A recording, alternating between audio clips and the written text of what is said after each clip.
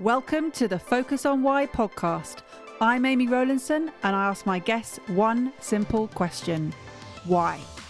Focusing on the importance of why, I share with you the relatable, uplifting and inspiring conversations I have with people from all walks of life. This podcast will encourage you to focus on your why to enable and empower you to achieve the success you desire. Have a purpose, have a plan, focus on why. Welcome, Tony J Selimi, to the Focus on Why podcast. Thank you so much, Amy. It's a pleasure to be on your podcast. And I know that we were introduced by the wonderful Adrian Hales. I know that he's had you on his podcast too. And he said you have to have Tony onto your podcast, Amy, because he has the most incredible why, the mission, and just general story. So here we are recording it so that the audience can hear Tony's story. You know what's amazing, Amy? How in time we meet people that if we go back in time, we suddenly have things in common. And with Adrian, basically he served in Kosovo during the civil war in former Yugoslavia as a soldier. So he knows really, truly the atrocities and the things I have been through firsthand. And I actually was conscripted in the former Yugoslav army straight from school. Meaning at the age of 18, I was trained to be a killer, frankly. And it's interesting, the parallels behind that, because those were the worst times in my life where you are brought up into this beautiful country and suddenly you find yourself in the chaos of civil war. And, it's easy when you fight a common enemy, but the enemy became everybody around you. And you can imagine what goes on in somebody who's been at school and suddenly is given a gun, not knowing who to fight. Yeah, I can't even begin to imagine how that feels from someone who has literally just become an adult to then have that responsibility without actually knowing the why behind what they're doing and not really sort of even being prepared mentally, physically, just sort of thrown in at the deep end. Yes, I mean, it's basically, you mentioned some key points in there when you say you're not even prepared mentally or emotionally, but, who can prepare you mentally and emotionally to go out there and fight against your own family, against your own neighbors, against people you grew up with a chaos in a government that nobody knew at the time what was really happening. The only thing you knew, it's the old way of thinking where it's your duty to protect the country, like every soldier in every country would be given this task. But unfortunately, back then, and we're going back into 1990, almost like 31 years ago, it was something that not only internal people did not understand, but the world could not understand what happened in 10 years of civil war in former Yugoslavia, in the midst of Europe. Because we were hopefully as a humankind, we learned quite a lot from the atrocities of the Second World War. But suddenly, after you learning all this history about the different wars, you as a young teenager find yourself in a civil war, not understanding why. So what happened just after that? Basically, miraculously, my life was saved from one of the commanders. And then together with my mother, she borrowed some money from neighbors to literally put me on the first flight out of former Yugoslavia and the last flight, which was a flight to the UK to London. Because back then, it's basically, the country was still known as Yugoslavia. And Yugoslavia had tremendous privileges globally, which means that, people could travel freely around the world. And the last flight out of Macedonia before they stopped all the different flights was to London. So my mother borrowed some money with a rucksack on my back. I landed at Heathrow Airport, knowing nobody, having very little money. Back then, I had about 250 Deutschmarks, because the Deutschmarks were still then, Euro came later on. And I landed in a city that I knew nothing about. I couldn't speak the language. And I was in this midst of emotional war inside of me, having known what I've experienced in the beginning of the civil war, because then it went even worse. And suddenly I was torn apart from my life and leaving my mother behind and leaving my family behind, not knowing will I ever see them again. And how did you feel about this sort of liberation in some respects, but also, a huge, sort of, as you said earlier, like there's this internal war going on? Well, back then, Amy, I didn't really see it as liberation. I saw it as almost like my heart being pulled out of my chest, because my entire identity of who I was torn apart. I was torn apart from my family. I already lost family and friends. I lost fellow soldiers who were under my command. So mentally, I was totally, totally destroyed. I literally lost faith in humanity. I lost faith in God. I lost faith in religion. I lost faith that people care. And here I am living on the streets of London, observing two different realities. Like, if you can imagine 24 hours before that, what my reality was, and suddenly I see people normally being free on the streets, and then blaming myself why I'm not dead, why I'm not dead with the rest of them, and almost having this guilt of 19 years old being on the street saying I'd rather die with my family than being safe. But then my mother, she'd rather die herself, saving my life, than leaving me in the war, dying at the age of 19. So I was really battling quite a lot mentally and emotionally, trying to understand my mother's decision to save my life, which it took me years to understand her, I would say, her drive to make sure her children are safe, which every mother in the world will do the same. So you're 19 years old, you've got a rucksack and a handful of money. What did you do? Basically, from Heathrow, I took a train. I took the Piccadilly line straight to Piccadilly Circus. And my mind was like a tornado, Amy.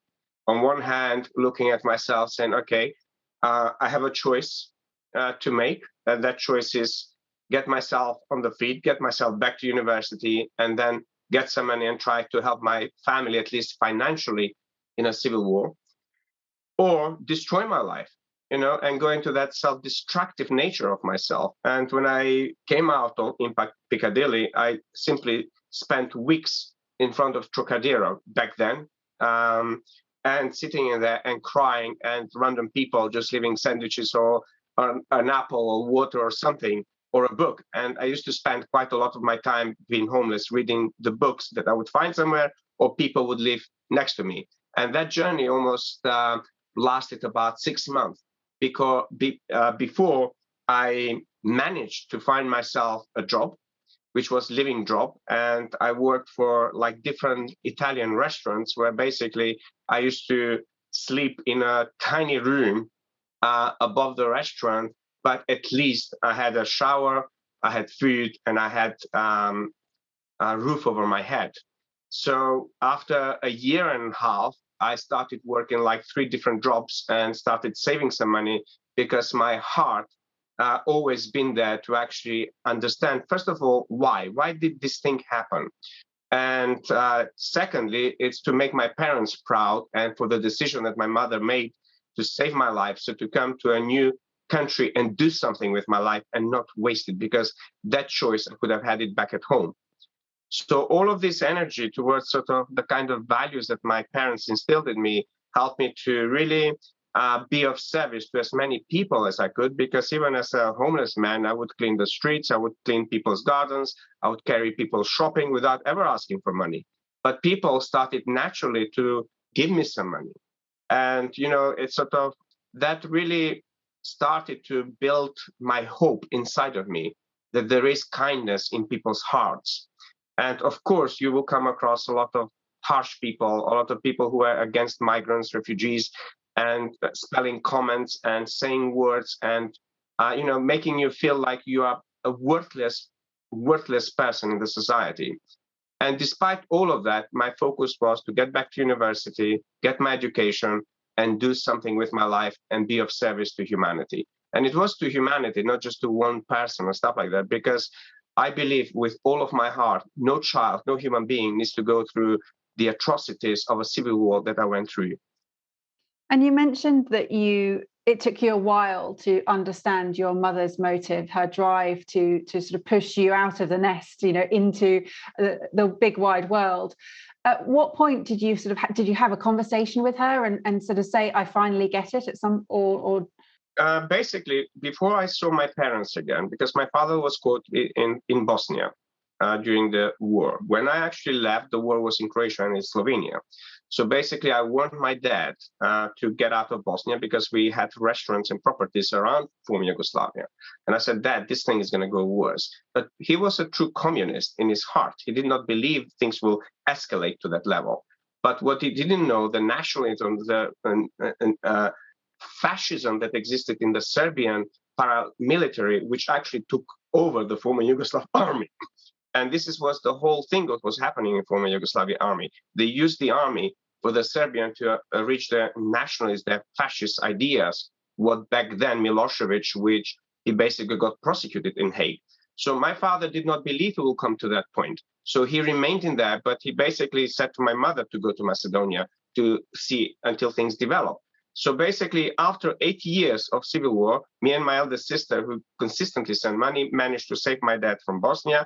He went reunited with my mother. And in 1998, when I graduated from UCL, for the first time after 9 years, I flew my parents to England to be for my graduation in here. So it was a reunion that I will never forget. And I don't think no mother, no parent out there who hasn't seen their child would ever forget a reunion of somebody who you brought birth to. And considering how many people, how many lives were lost in between. And all the, I would say, you can imagine as a human being, you don't even have to be a mother to think that somebody is in a big wide world out there with no support, with nobody around. How on earth a 19 years old can create a life for themselves with zero support? So, it was an emotional journey when I flew my parents in here. And to reunite was the biggest gift of life for me. This is where deep in my heart, I believed, although I was going through those moments in my life where I lost faith in everything, but deep in my heart, I believed in God. I believed things will get better. I believe that if I become better, humanity will become better. Because those are the values my mother instilled with me, my parents instilled with me about through work, through service, you will always be great. Especially, they instilled in me the importance of education, the importance equally of equality, of gender equality, the importance of women being educated, the importance of women being leaders, the importance of having that masculine and feminine, spirituality, business, technology, science, religion all together to better your life.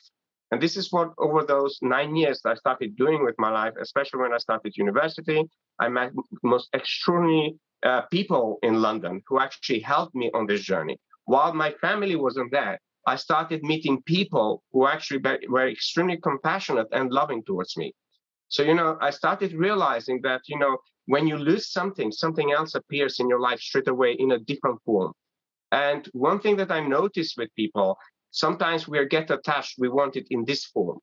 Suddenly, my family became the people I met in this country. So for 9 years, I started building, all of my friends became my family, that kind of support. So they started helping me build in my psychology. But not just that. I started doing healing work. I started, learning about healing, going back to the things that in childhood I was exposed to.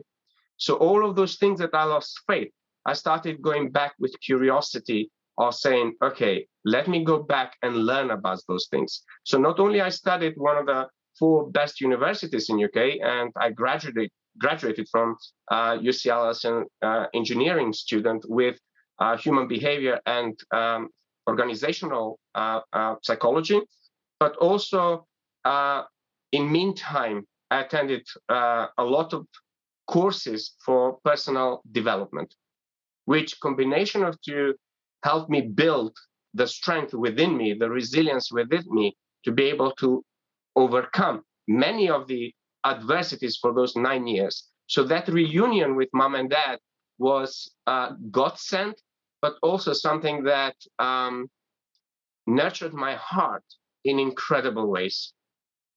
So there was a lot of crying. There was lots of pride of my parents seeing me graduating, my father coming to the graduation ceremony at UCL, because my mother came later on. They couldn't sort out the visa on time.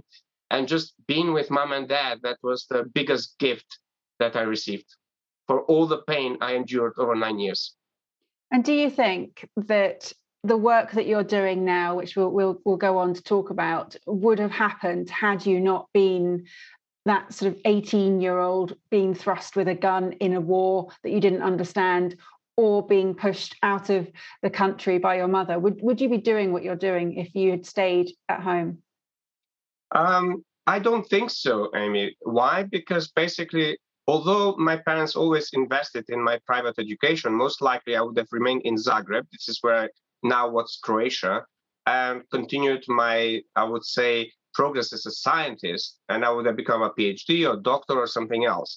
So I honestly believe every experience, every moment shapes our reality. So therefore, if I go back in time and I were to change one decision, none of this would happen. And that applies to every human being. It is what really focused me for 30 years to study human behavior, science, technology, business, personal development, psychology, and also spirituality. And how do I integrate all of those into something of a bigger service to humanity? So what's the mission for you now, Tony? My mission is to really, the work that I've integrated in the books that I've published and the methodology, to bring this work in the lives of 1 billion people, and transforming and elevating the lives of 1 billion people, especially when it comes to supporting education, because education, we're already running the old education system that was designed almost 200, 300 years ago. And today's children, they are totally set for a whole new reality. So basically, with helping education, we can help transform the world with new levels of awareness that at every level of education needs to happen. Then the next part is basically helping the healthcare system. We've noticed with COVID how behind we are with the healthcare system. And not just that, I work with a lot of doctors who I coach and mentor, and all of these people experience stress, experience burnout, and frankly, they don't have a voice in shaping the NHS. But not just in UK, globally, the people who are in the profession have lost the voice to shape how the profession needs to evolve. We have people who are in charge of a, let's say, healthcare system. They've never been working as a surgeon. They've never worked as a doctor. They never worked as a nurse. And they're making a decision for all these people. And, all these people in the healthcare system, they need a mental health support. And so that is the second part. The third part is business. Business has been evolving in the last, 30 years I've been in this country. And when I was made redundant in 2009, I started talking about spirituality in business, and nobody believed me. Those spiritual principles will enter the business. Fast forward 11 years down the line, we're talking about mental health. We're talking about, spiritual principles in business. We're talking about spirituality in leadership, the importance of it. So all of those things. So in a sense, I've always been forward thinking about ideas and about changes that needs to happen in the business world and in leadership. And the other part is government and politics. We're running almost this divide psychology in government to lead a nation. And I think today's voters are ready for a conscious government. They don't want anymore, let's say in America, Republicans, Democrats, in this country, conservatives, laborers. They want people who can actually create a vision and a purpose for the country. And I find it extremely disturbing to see what has been happening in this country for the last 5 years, how the country was divided, and consciously political leaders have played a part in dividing communities, dividing people, dividing nationalities, dividing religion, dividing people with an idea, with a psychology that today's voters, conscious people, want conscious government. So this is another part where I'm going to infiltrate my methods and principles to help people in the politics and in the government to actually evolve at the level that the world requires us to evolve, because we're not anymore a single entity. We work at a global level. And what is our global voice? And this goes for every government, because if something that COVID has exposed is really, COVID is not about saving lives. If it was about saving lives, governments around the world will have a unified vision how to heal the world. And they don't. So a lot of people are understanding this now. And the other part where I want to infiltrate this method is totally transforming leadership around the world. Because simply put it, we live on one planet. And that is our mother, whether we like it or not. Whether we like how somebody else thinks or not, we still share one thing which is in common. We're not living in space. We're not living yet. Maybe in 10 years' time, 20 years' time, we start to evolve there. But even when we evolve that, this is still our, I would say, our base. And, when you really understand that, do you really want to send bombs and go somewhere and create a war as a leader? Or can we create a dialogue which is extremely, I would say, connecting dialogue? Because at the essence of who we are as sentient beings, we crave the need for connection. This is why I talk about my next book, which I wrote, which is the #loneliness, about the importance of connection. And if we connect it at the heart level with every nation around the world, we will direct the human consciousness in a whole new level of thinking, being, operating, sharing, collaborating, without this selfishness being awoken in us and, thinking like, if we are good and we leave our neighbor bad, we will never be good if our neighbor is bad. We'll never be good if our brother or sisters are not good. If we start at the family level and we apply that to the country level, then we apply that continental level, and we apply that at the global level, those relationships are the same. So if we have a better relationship with ourselves, we cannot have a better relationship with our parents, with our children, with our neighbors, with our nations, or people at work. So those relationships, those connections are extremely important, Amy. Oh, I'm with you 100% on all of that, Tony. It really is important.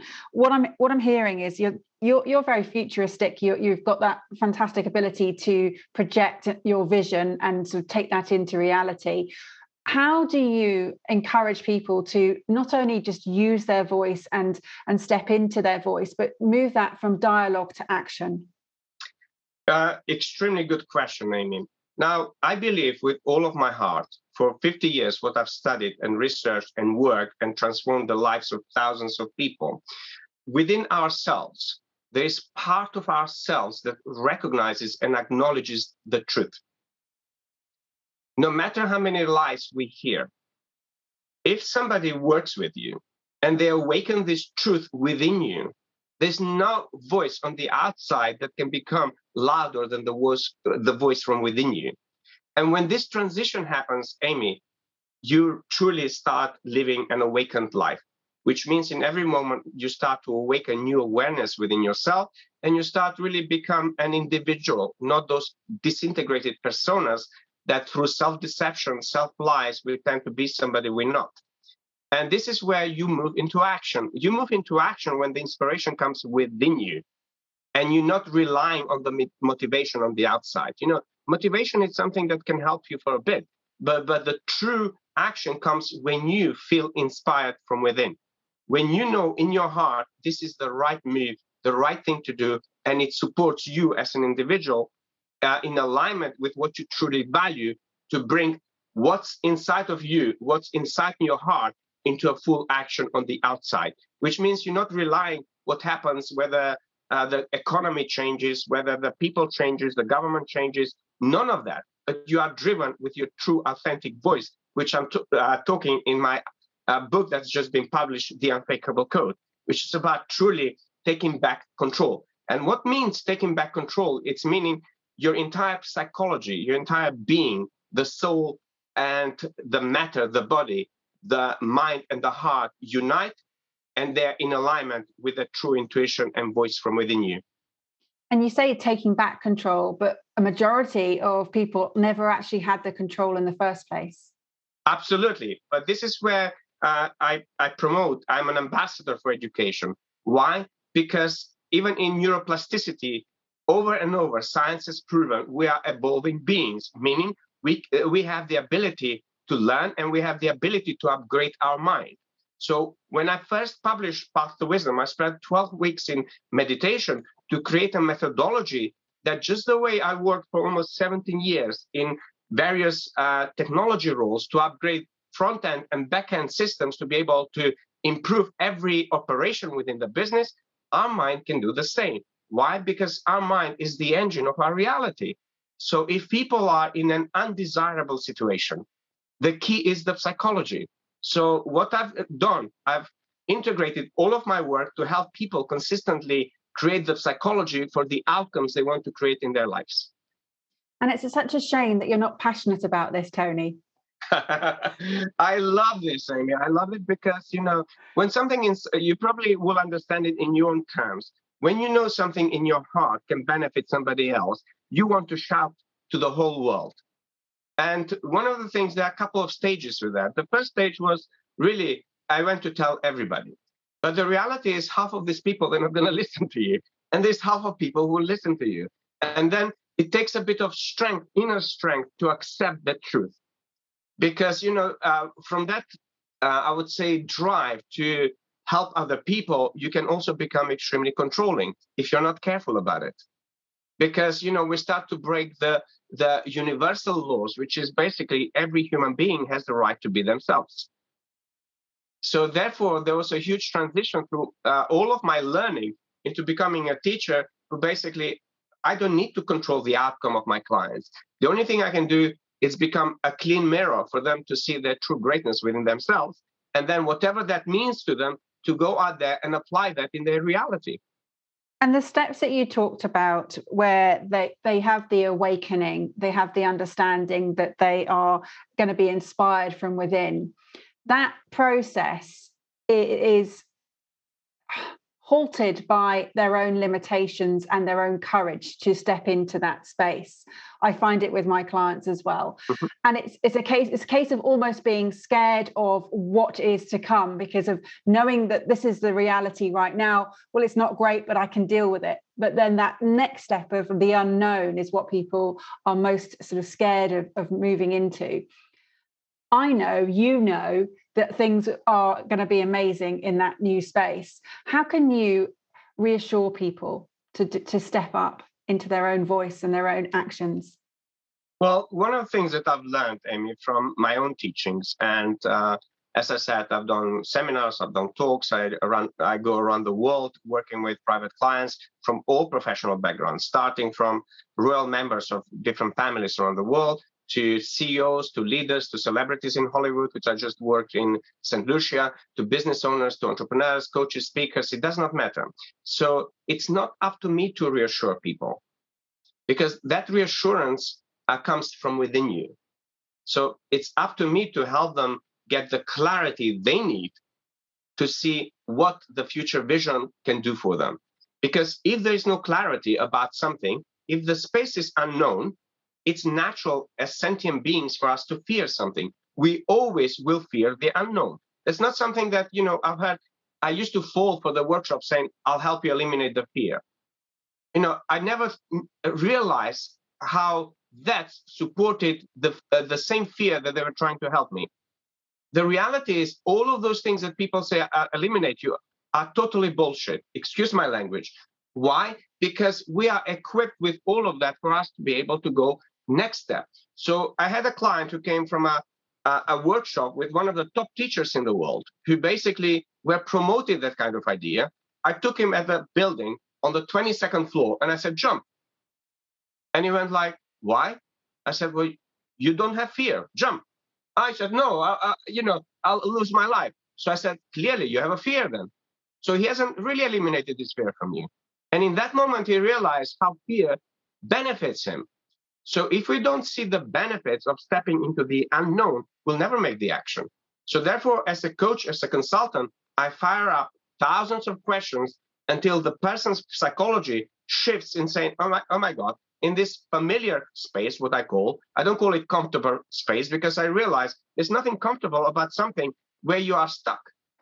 But it's a familiar thing where we as sentient beings with all of our senses know how to react if something unexpectedly happens.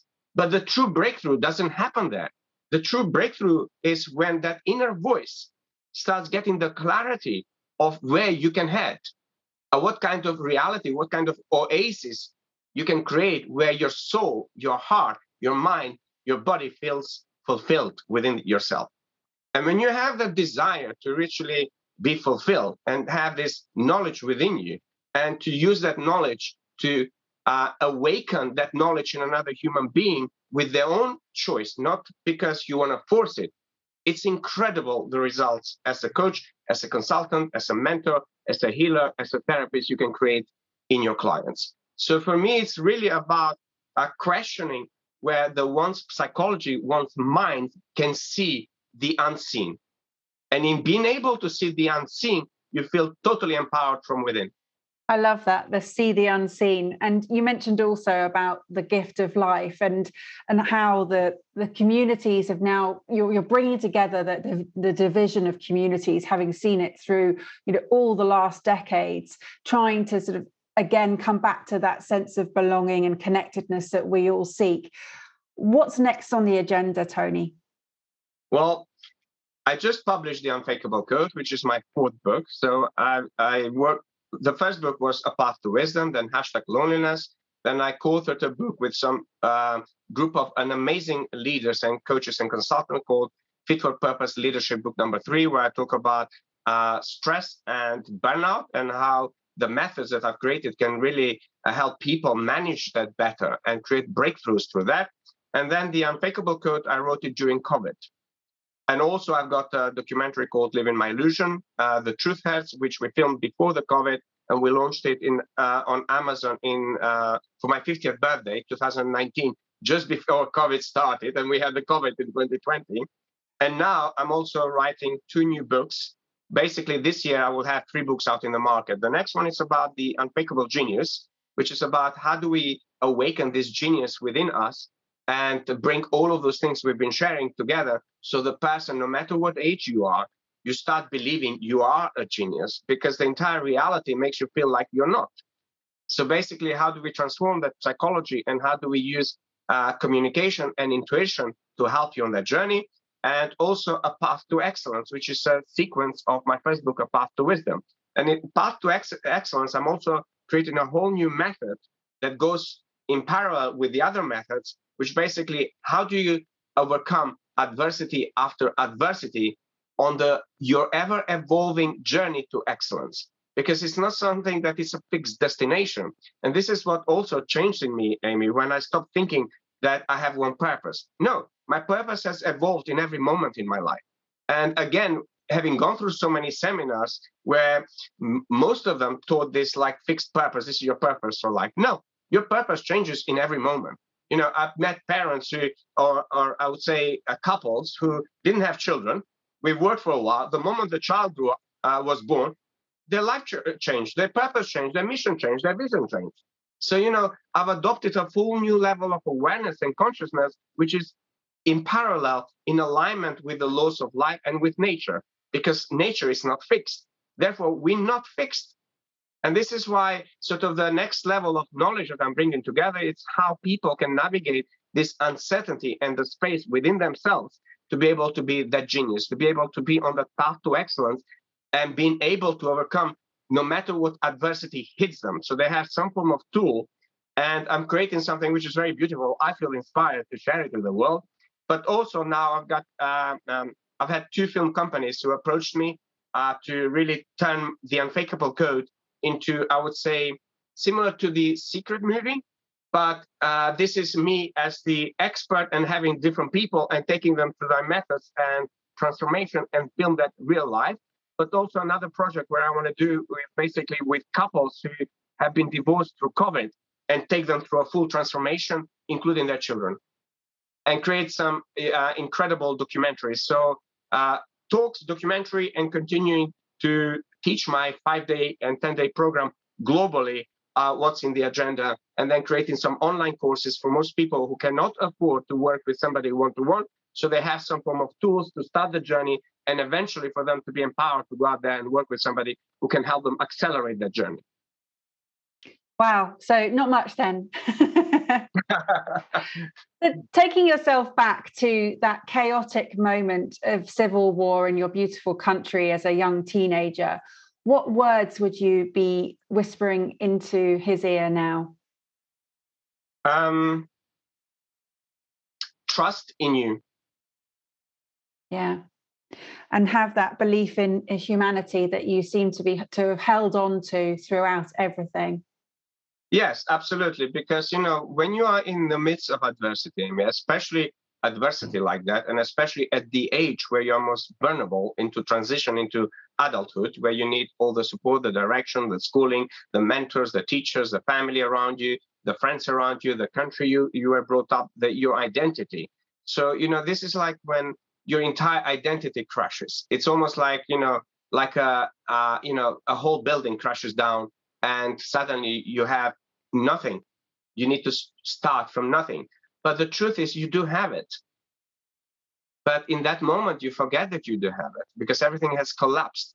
But the truth is that, there is kindness in humanity.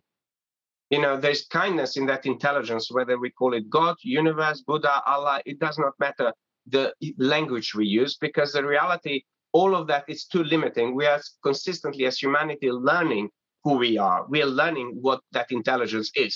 So nobody for certain can really describe that powerful energy that everything around us created it. We can only have, our limited knowledge of what we've learned from books, from parents, from religion, from science, but that consistently evolves. So for me, it's my message to anybody who's listening to this is to consistently invest in your greatest asset, which is you. And if you can, always have a mentor, a teacher, and somebody who can take you safely through that process. If you can't, invest in books, invest in training, invest in education, online courses, and when you can, combine the two.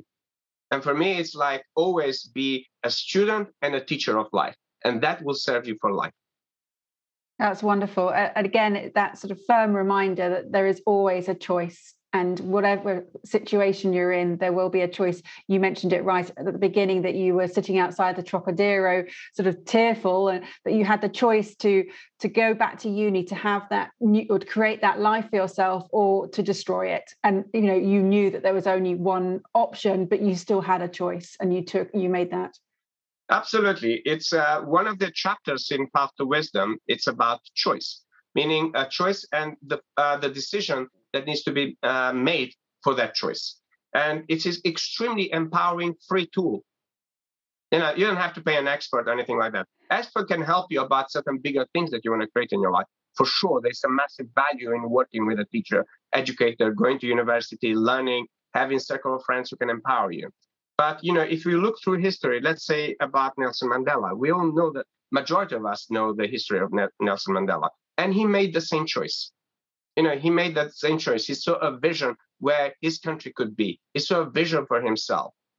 We've seen things like that with a lot of people during the atrocities of Hitler, for instance. What happened with the Jews. And a lot of people back then made that choice. And those people who made that choice, they survived. And they created some incredible things for humanity.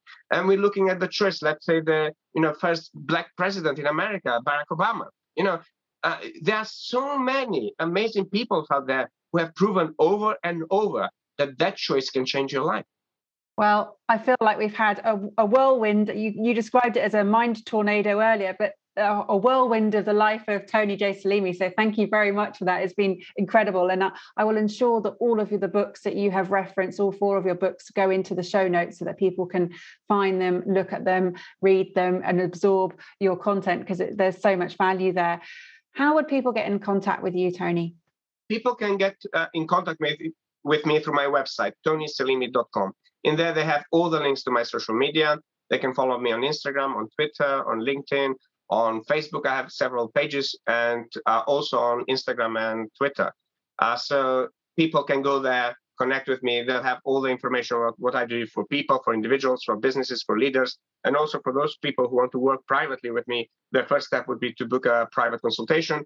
In those 2 hours, I really can get a full idea of what this person wants to achieve, what their soul, their mind, their heart is driven to create, and I can show them a path how to get there. And then they have a choice if they want to work with me throughout the year, if they want to work with me, bring me in their business, book me as a speaker on a podcast like this. So all the information is on my website, and there's a lot of free content on YouTube that they can start the learning and the growing journey. Well, I just want to say thank you so much, Tony, for your time today. It's been an absolute delight. I want to say thank you to Adrian for bringing us together. Have you got some final words for the audience, please? Trust in yourself, believe in yourself, and invest all you have in all you want to create. Thank you for listening to the Focus on Why podcast. I'm Amy Rowlandson, and if you've enjoyed this episode, please leave me a 5-star Apple Podcast review. Connect with me on LinkedIn, Instagram, and Facebook, and become a member of my inspiring, uplifting, and positive Focus on Why Facebook group. I help people to focus on their why with clarity, uniting their passion with their purpose with a plan to create the life they truly desire. If you would like me to help you focus on your why, then please book a free 20-minute coaching call via calendly.com/Amy Rowlandson. And if you haven't already, please sign up for the Friday Focus weekly newsletter via my website, amyrowlandson.com. Have a purpose, have a plan, focus on why.